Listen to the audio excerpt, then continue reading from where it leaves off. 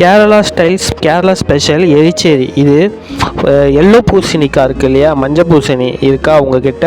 அப்போ இந்த டிஷ்ஷை செஞ்சு பாருங்கள். வீடியோவை ஸ்கிப் பண்ணாமல் பாருங்கள். நம்ம சேனலை புதுசாக பார்க்குறவங்க சப்ஸ்கிரைப் பண்ணி வச்சுக்கோங்க. வாங்க வீடியோக்குள்ளே போடலாம். எரிச்சேரி எப்படி பண்ணுறதுன்னு பார்க்கலாம். வாங்க வீடியோக்குள்ளே போகலாம்.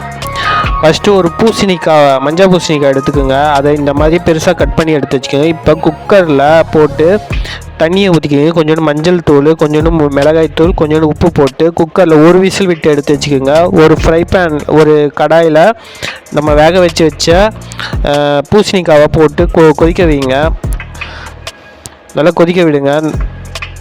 இது ரொம்ப ஸ்மாஷ் ஆகக்கூடாது. இப்போ தேங்காய் எடுத்துக்கோங்க. தேங்காய் கூட ஒரு 4 பல் பூண்டு, கொஞ்சோண்டு ஜீரகத்தை போட்டு நல்லா பேஸ்ட்டாக அரைச்சி வச்சுக்கோங்க. இப்போ தனியாக துவரம்பருப்பு, அப்புறம் கொஞ்சம் பாசிப்பருப்பை கடாயில் போட்டு வறுத்துக்குங்க. வறுத்துட்டு இப்போ அது கூட தண்ணியை ஊற்றி, தேவையான அளவுக்கு தண்ணியை ஊற்றி கொஞ்சோண்டு மஞ்சள் தூளை போட்டு பாயில் பண்ணி எடுத்து வச்சுக்கோங்க. பாயில் பண்ண டாலை இந்த மாதிரி நல்லா மசிஞ்சு விட்டுக்குங்க.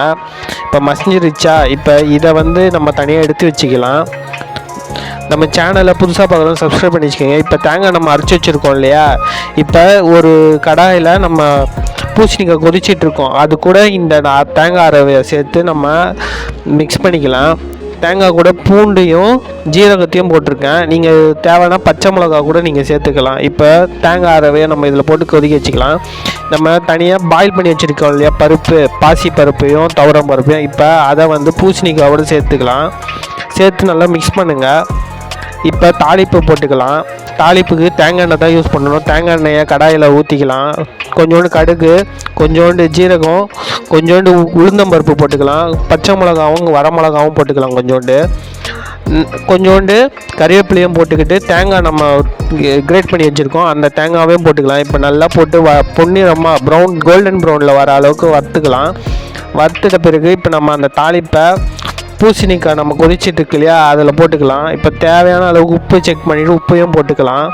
இப்போ நம்ம எரிச்சேரி ரெடி ஆயிடுச்சு, கேரளா ஸ்பெஷலு. இப்போ நம்ம சாப்பாடோட சர்வ் பண்ணலாம். நம்ம சேனலை புதுசாக பார்க்குறவங்க சப்ஸ்கிரைப் பண்ணி வச்சுக்கோங்க. வீடியோவை லைக் பண்ணிவிட்டு உங்கள் ஃப்ரெண்ட்ஸ் அண்ட் ஃபேமிலிக்கு ஷேர் பண்ணுங்கள். தீபாவளிக்கு இது ரொம்பவே ஸ்பெஷலாக இருக்கும்.